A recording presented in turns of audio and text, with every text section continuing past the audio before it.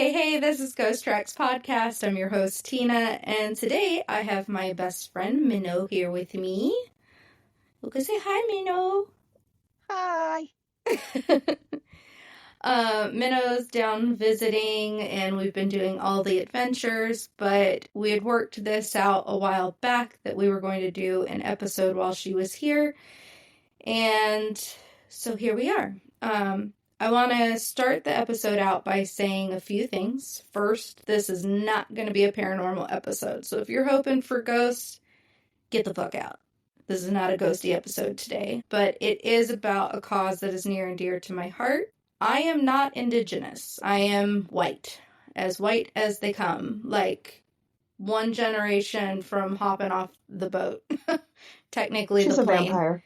I am, but many of the people that I love and care about are part of the Indigenous community. My childhood best friend, my daughter's father, Minnow is, my boss is, and I know many other people that are either American Indian or Alaskan Native. So I felt like it was really important to do this episode. Back in February on Valentine's Day, I had just gotten back from Chicago with my boss, actually, and in my half-asleep state, a thought came to my mind: tell our story.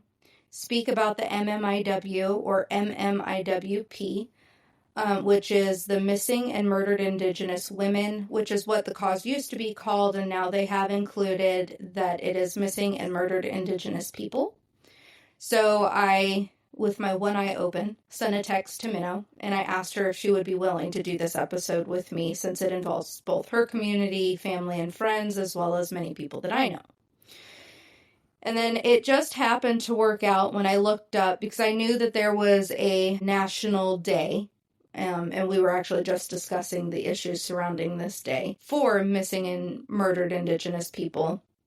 But she was going to be in town at that time. So we set it up to where she was going to help me record this episode while she was here. And then I'm going to release this on that day. So, and I wanted to talk about it because it's important, obviously, that more people of all ethnicities and backgrounds know about this cause. And then just the fight that the Indigenous community is fighting against just the absolute atrocities that are happening in their communities and their homes, and just against them from people even on the outside. But I set out to find a story from the Indigenous community that I thought spoke to the culture, and I wanted to find one that I felt represented the importance of women, because women of Indigenous background are killed, kidnapped, trafficked at a much higher rate than men are in their community. But I felt also that I just wanted the representation of the community itself. So I actually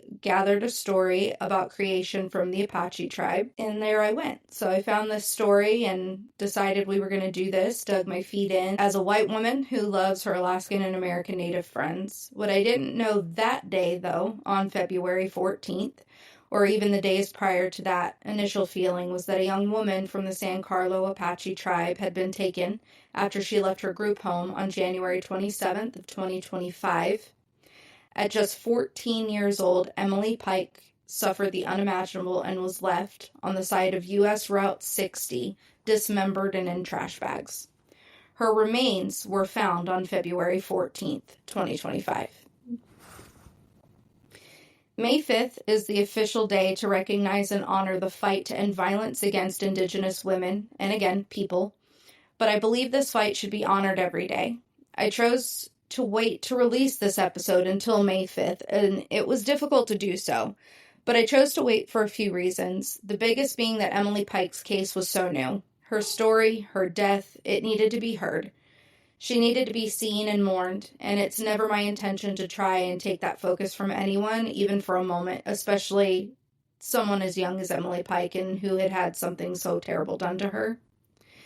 And I'm not sitting here saying that my podcast is a major podcast and that it may have diverted any attention, but that isn't something that I wanted to do at that time, and I still don't want to do it now. But I also didn't want to feel like I was trying to gain notoriety by speaking on her death just as it was happening, like I often feel people do, to use a tragedy to gain a new following for themselves. And above all things, I felt like this episode needed to be done outside of the shadow of such a massive and important case, and at another time to remind people that it is still here. Not just the case of Emily Pike, but of thousands of women and men alike, that these cases and this cause deserve to be heard, not only when a death occurs, but every day, and that's why I'm here. Emily Pike's name bears repeating, but so do other names such as Jennifer E. Jacobson. Jennifer was an Alaskan native, and I'm going to let Minnow kind of talk about her a little bit. So I am Alaska Native. I am of Athabascan descent. I come from a very proud line of women who fight for Indigenous causes. The United States has made and broken over 500 treaties with the Alaska Native and American Indian people. And I want to start finding our sisters, our aunties, before they're murdered. I don't want to continually find them after they're already dead and buried somewhere. I want to prevent that from happening, and I want resources to wrap around our families and loved ones when they're searching, and I want resources for those who are recovered after going missing or being trafficked. I had the pleasure of meeting Jessica Jacobson, who is a powerhouse of an Indigenous woman. And shortly after meeting her, I got to learn that the turning point in her life was when her twin sister, Jennifer, was murdered. Jennifer was murdered by two gentlemen who owed her $40 for marijuana and wanted more marijuana, but she wasn't willing to give it to them until they paid her the $40. Jennifer lost her life over $40. I would like to say that Jennifer's story is one that is a one-time happenstance, but sadly it's not. American Indians and Alaska Natives are murdered, trafficked, or taken at disproportionate rates to other races. And Jessica is on so many boards and committees that help serve our people, and she takes every opportunity she can to let people know about her sister and why we have to continue this fight for her sister. She has had to go to parole hearings to convince the justice system why these people should not be let out that took her sister away from her community, and from her family. Jessica is one of the strongest people that I know, and she continues to move forward for her sister. She's no longer just for herself. And I'm very proud of her, and I respect greatly all of the things that she does in our community and for our people. Yeah, so we're going to get into some statistics here in a minute. And one of these is about, the issues with reporting. And I have to say, when I was looking up Jennifer's case to try and get an understanding of, what happened, I knew that she was murdered. I knew that she was, taken, and that happened in Anchorage. Is that correct? Pretty sure that was in Anchorage. It was Anchorage, Alaska. So in Anchorage, Alaska, that is our main city. Okay, Anchorage is vast, or Alaska is vast. We don't have a whole lot of big cities up there. Anchorage is it. And for a major city, quote unquote, to not have a whole lot of reporting on a crime is sad. It's pathetic, honestly. The lack of reporting and the lack of stories I was able to find with Jennifer's name in it. There were a few, but it was difficult for me to come across. And there wasn't a whole lot to it either. It did mention a drug issue, and there were some other kind of violent language things in there. And again, I'll get into it in a minute, where it is victim blaming is what it is. And that happens a lot with Indigenous communities, as well as just people of color in general, where their dying becomes their own fault for nothing less than who they are. So I went to look for some statistics, and I was actually kind of disgusted, and Minnow and I were discussing that yesterday, with just the lack of data and the gap in which the data was received. So these reports, I know Minnow was actually able to find something this morning while I was looking over and we were getting ready to record that was more updated than what I was able to find. So yay, Minnow. And I'll ask for that link, and I'm going to share that in our show notes and on social media, so that way people have it and can access that information and share it, because that's a huge thing. But on the national database and nativehope.org, the last data was from 2016. And according to the stats there were 5,712 reports of missing American Indian and Alaska Native women and girls, though the U.S. Department of Justice's Federal Missing Persons database only logged 116 of those cases. Murder is the third leading cause of death among American Indian and Alaska Native women. More than 4 in 5 American Indian and Alaska Native women, which is 84.3%, have experienced violence in their lifetime, including 56.1% who have experienced sexual violence. In 2015, it was reported that 39.8% of American Indian and Alaska Native women had experienced violence, including 14.4% who had experienced sexual violence. Overall, there are more than 1.5 million American Indian and Alaska Native women who have experienced violence in their lifetime. And these stats are startling, as Native people only make up about 2% of the U.S. overall population. Urban Indian Health Institute reports that the youngest MMIW victim was a baby, less than a year old, and the oldest victim was an 83-year-old woman. So why these numbers? Issues in reporting. More than 71% of American Indians and Alaska Natives live in urban areas, which makes reporting difficult, both for statistics and crimes themselves, falling through the cracks due to overpopulation and high crime rates. But then on the other side of that, there's small towns. And how many of us have lived in a small town? I have, Minnow has, and a lot of Alaska Natives still are. And Minnow herself sees this discrimination in the forces that are in place to protect our communities. In our communities, I mean just people in general, not, obviously I'm not Indigenous, but their communities, my community, our communities. These forces are just, they're not doing their jobs. And that's just the bottom line there. How many small town people can attest to the protection of some but the persecution of others due to something as small as where they live, their cultural background, and what about the color of their skin? Another issue found with reports in MMIP in the news. There have been investigations into the language used in news articles and reports for missing Indigenous women and girls. This is also seen in Emily Pike's case as well as Jennifer Jacobson's case, like I said above. This language, for lack of a better term, often comes as victim blaming, whether it be in reference to drug and alcohol abuse, if these women perform sex work, or if they had a criminal record. What's most disturbing is when you try and find these women in articles and the victims are unnamed. Or you see the writer of the article blaming the victim for being a victim. And more disturbing still is the publication of the videos and photos of their deaths in news outlets. I can't say that as a white woman being murdered, if I were to be killed, my picture, it would be a very pretty picture. They would, get a hold of my family, and it would be one where I was happy and smiling, and that would be what you guys all saw.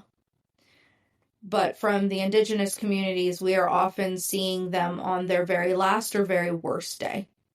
And that is what is publicized and given to the masses. And it's disgusting. And to touch on that point, on February 8th, 2025, the Alaska Natives in Uktiavik, which was formerly known as Barrow in Alaska, expressed outrage after a video surfaced on social media showing police hauling the body of a 17-year-old suicide victim down the road on a sled. Yes.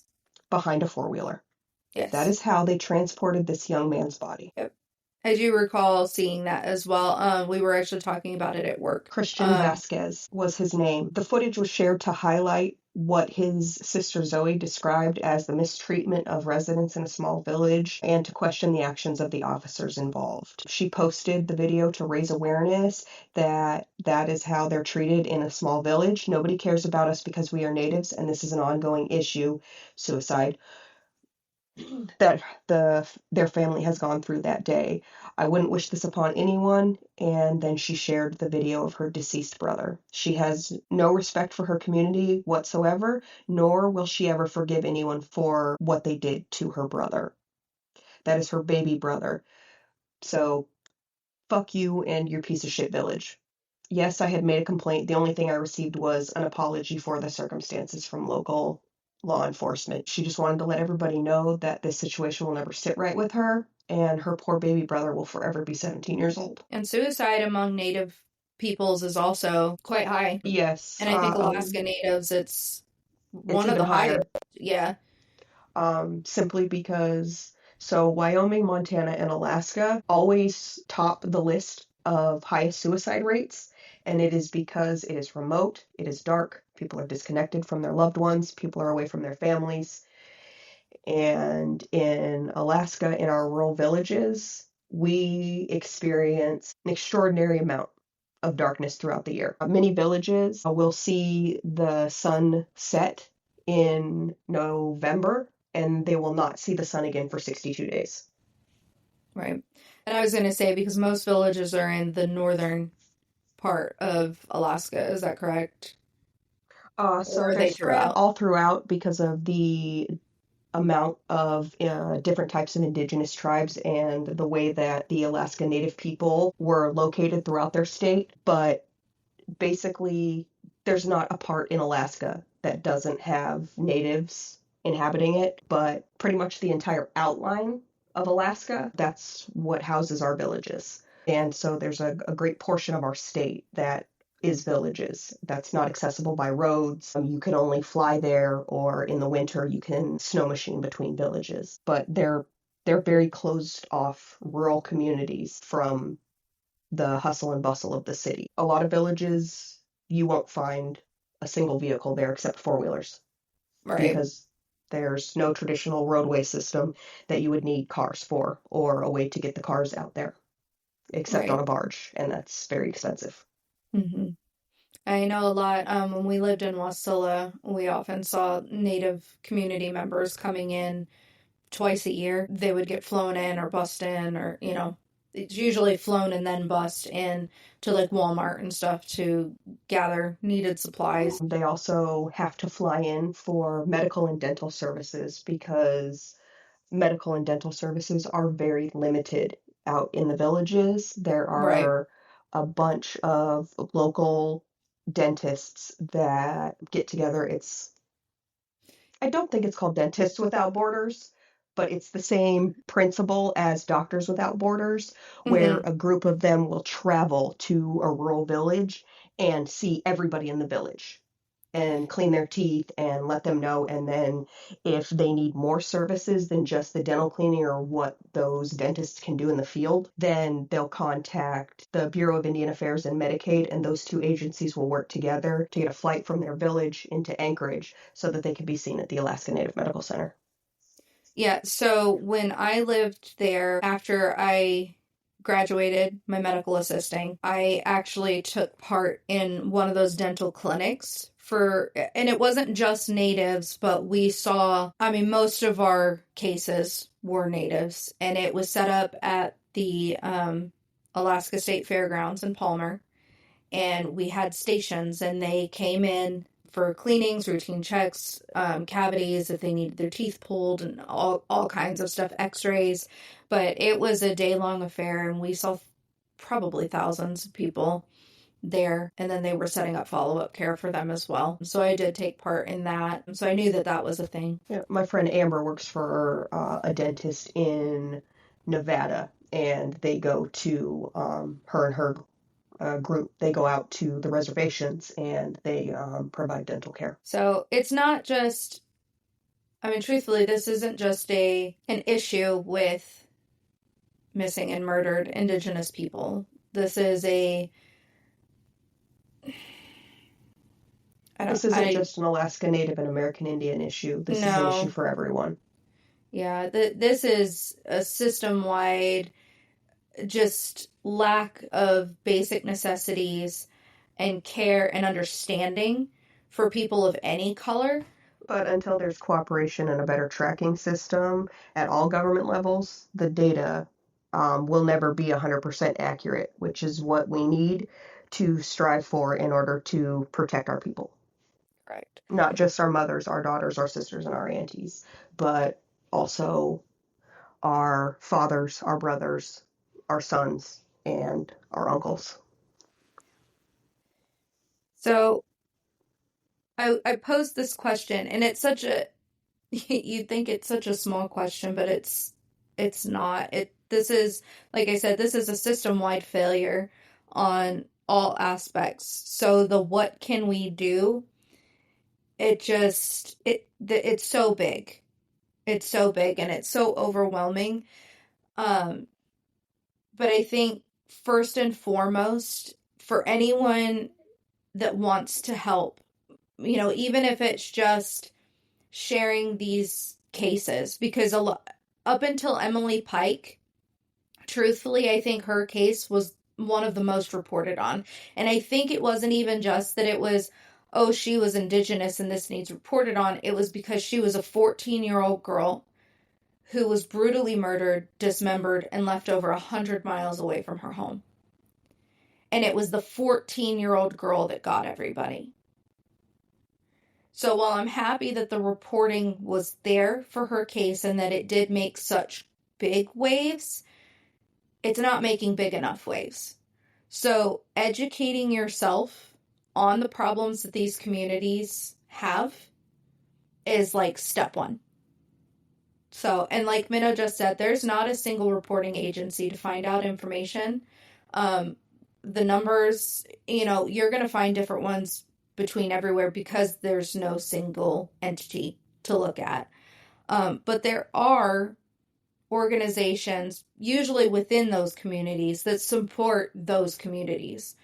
And it's those communities and those organizations that are trying to garner attention for their people in those communities that are missing or suffering at the hands of poverty or have needs or have been killed. So sharing that information is another step.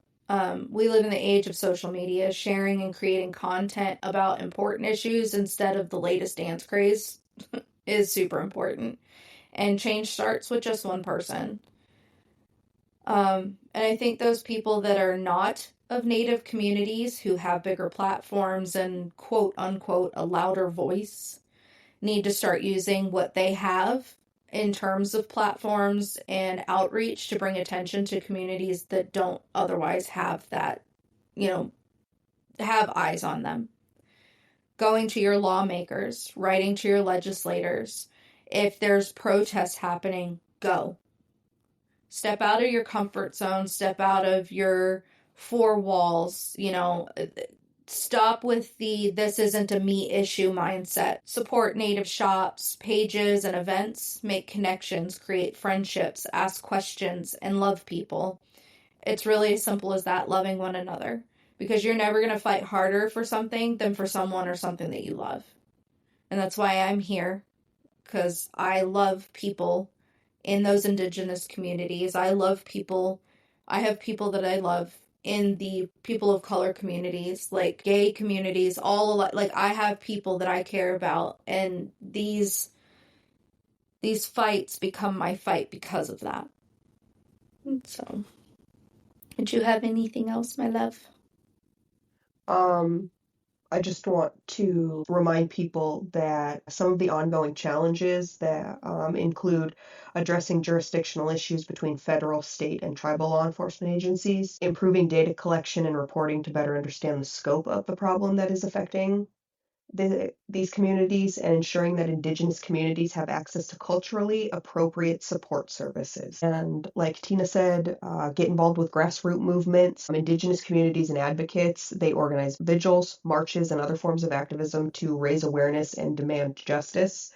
And there are also awareness campaigns, such as the National Week of Action for Missing and Murdered Indigenous Women and Relatives, which aims to raise the awareness of the crisis and encourage action.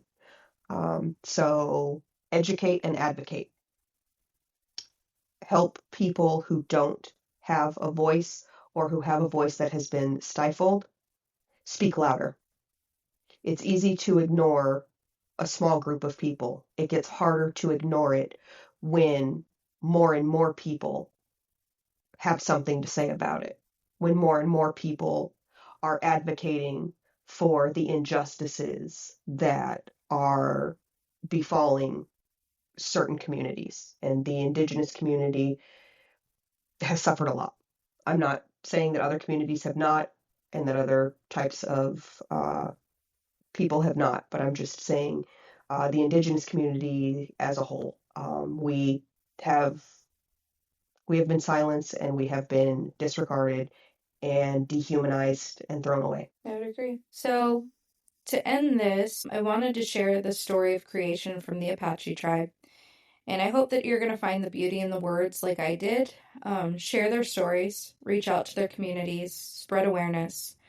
No more stolen sisters. Animals, elements, the solar system, and natural phenomena are revered by the Apaches. That which is beyond their understanding is always ascribed to the supernatural.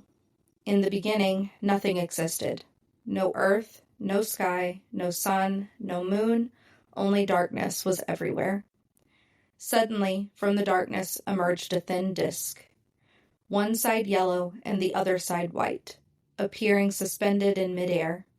Within the disk sat a small bearded man, Creator, the one who lives above. As if waking from a long nap, he rubbed his eyes and face with both hands. When he looked into the endless darkness, light appeared above.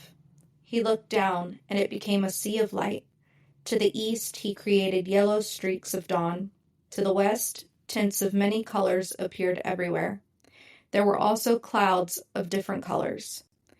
Creator wiped his sweating face and rubbed his hands together, thrusting them downward.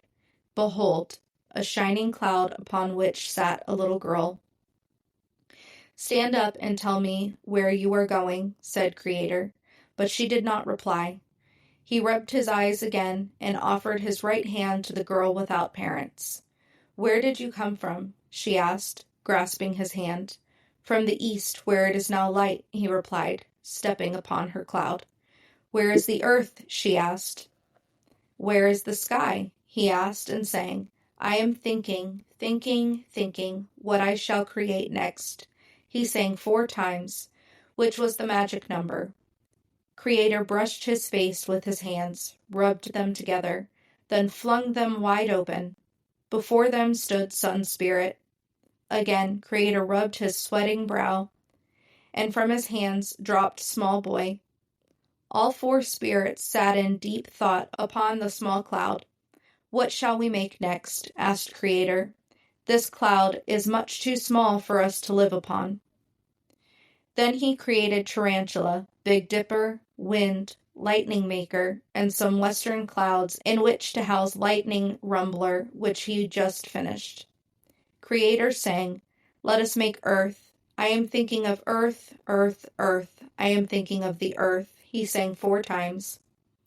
All 4 spirits shook hands. In doing so, their sweat mixed together, and Creator rubbed his palms, from which fell a small, round, brown ball, not much larger than a bean. Creator kicked it, and it expanded. Girl without parents kicked the ball, and it enlarged more. Sun Spirit and Small Boy took turns giving it hard kicks, and each time the ball expanded. Creator told Wind to go inside the ball and to blow it up. Tarantula spun a black cord and, attaching it to the ball, crawled away fast to the east, pulling on the cord with his strength. Tarantula repeated with a blue cord to the south and a yellow cord to the west and a white cord to the north. With mighty pulls in each direction, the brown ball stretched to immeasurable size. It became the earth. No hills, mountains, or rivers were visible. Only smooth, treeless brown plains appeared. Creator scratched his chest and rubbed his fingers together, and there appeared Hummingbird. "Fly north, south, east, and west, and tell us what you see," said Creator. "All is well," reported Hummingbird upon his return. "The earth is most beautiful, with water on the west side." But the earth kept rolling and dancing up and down, so Creator made 4 giant posts, black, blue, yellow, and white, to support the earth. Wind carried the 4 posts, placing them beneath the 4 cardinal points of the earth. The earth sat still. Creator sang, "World is now made, and now sit still," which he repeated 4 times. Then he began a song about the sky. None existed, but he thought there should be one. After singing about it 4 times, 28 people appeared to help make a sky above the earth. Creator chanted about making chiefs for the earth and sky. He sent Lightning Maker to encircle the world, and he returned with 3 uncouth creators, 2 girls and a boy found in a turquoise shell. They had no eyes, ears, hair, mouths, noses, or teeth. They had arms and legs, but no fingers or toes. Sun Spirit sent for Fly to come and build a sweat house. Girl Without Parents covered it with 4 heavy clouds. In front of the east doorway she placed a soft, red cloud for a foot blanket to be used after the sweat. 4 stones were heated by the fire inside the sweat house. The 3 uncouth creatures were placed inside. The others sang songs of healing on the outside until it was time for the sweat to be finished. Out came the 3 strangers, who stood upon the magic red cloud blanket. Creator then shook his hands toward them, giving each one fingers, toes, mouths, ears, eyes, noses, and hair. Creator named the boy Sky Boy to be chief of the Sky People. One girl he named Earth Daughter, to take charge of the earth and its crops. The other girl he named Pollen Girl, and he gave her charge of health care for all earth people. Since the earth was flat and barren, Creator thought it fun to create animals, birds, trees, and a hill. He sent Pigeon to see how the world looked. 4 days later he returned and reported all is beautiful around the world, but 4 days from now the water on the other side of the earth will rise and cause a mighty flood. Creator made a very tall pinyon tree. Girl Without Parents covered the tree framework with pinyon gum, creating a large, tight ball. In 4 days the flood occurred. Creator went up on a cloud, taking his 28 helpers with him. Girl Without Parents put the others into the large hollow ball, closing it tight at the top. In 12 days the water receded, leaving the float ball high up on a hilltop. The rushing flood water changed the plains into mountains, hills, valleys, and rivers. Girl Without Parents led the spirits out from the float ball onto the new earth. She took them upon her cloud, drifting upward until they met Creator with his helpers, who had completed their work making the sky during the flood time on earth. Together the 2 clouds descended to a valley below. There, Girl Without Parents gathered everyone together to listen to Creator. "I am planning to leave you," he said. "I wish each of you would do your best towards making a perfect and happy world. You, Lightning Rumbler, shall have charge of clouds and water. You, Sky Boy, look after all sky people. You, Earth Daughter, take charge of all crops and earth people. You, Pollen Girl, care for their health and guide them. You, Girl Without Parents, leave you in charge over all." Creator then turned towards Girl Without Parents, and together they rubbed their legs with their hands and quickly cast them forcefully downward. Immediately between them arose a great pile of wood, over which Creator waved a hand, creating fire. Great, billowy clouds of smoke at once drifted skyward. into the cloud, Creator disappeared. The other spirits followed him in other clouds of smoke, leaving the 28 workers to people the earth. Sun Spirit went east to live and travel within the sun. Girl without parents departed westward to live on the far horizon. Small boy and pollen girl made cloud homes in the south. Big Dipper can still be seen in the northern sky at night, a reliable guide to all. So that is the story of creation from the Apache tribe. And I think that that just speaks to community and sticking together and working together to create the world that we want to see. I think that's it for today. I encourage everyone that is listening and will be sharing on social media as well to reach out to Indigenous communities, reach out to lawmakers, look at those websites, educate yourself on these causes and on these issues that the Indigenous communities face so that you can maybe be a voice for them as well. Thank you, Minnow, for being here and for hopping on with me. You are welcome, and I just want to throw out the name of a absolutely wonderful woman that I had the pleasure of meeting at a UAA alumni event. Her name is Ingrid Goodyear, and she works for the Missing or Murdered Indigenous Persons Great Plains and Alaska Regional chapter. She is their coordinator. She is located in the United States Attorney's Office, District of Alaska, Department of Justice. And you can find more information about the United States Attorney's Office Missing and Murdered Indigenous People on their website. Ingrid is a huge advocate for our people, and she herself is Indigenous, and I had the pleasure of meeting her mother and her father. Awesome. Well, yeah, we will put links in the show notes. And again, I'll be making social media posts as well, obviously. And those links will be there. So thank you guys for being here today. Stay creepy, stay informed, and we'll see you later. Bye. Bye.